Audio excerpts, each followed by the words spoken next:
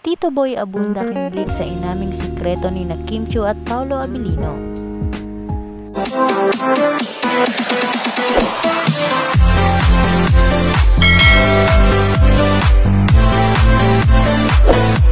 Para matigil na raw ang mga haka-haka ng mga netizens tungkol sa tunay na relasyon ng Kim Pao, ay handa na raw sina Kim Chiu at Paolo Abilino na magpa-interview kay Tito Boy Abunda.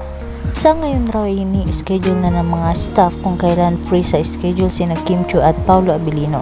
Kaya naman maraming mga fans nila ang excited nang malaman ang katotohanan sa relasyon ng Kim Pao. At maging si Tito Boy Abunda umano ay kinikilig din at excited nang ma-interview ang dalawa.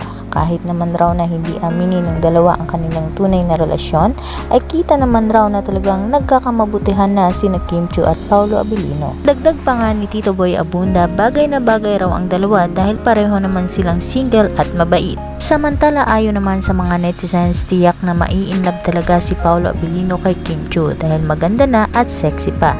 Kaya naman sigurado na hindi napakakawalan pa ng aktor ang dalaga.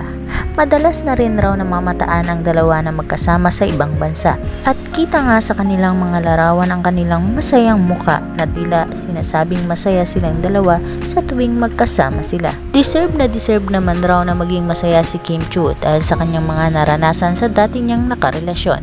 Tiyak ngayon ay magiging masaya na siya sa piling ng aktor na si Paolo Abilino. Tiyak raw na aamin na sina Kim Chiu at Paolo Abilino kay Tito Boy Abunda. Kaya naman ating abangan ang nalalapit na interview ni Tito Boy Abunda kay Kim Chiu at Paolo Abilino. Para sa latest happening mga kachika, just like and share para updated kayo sa aming susunod na video.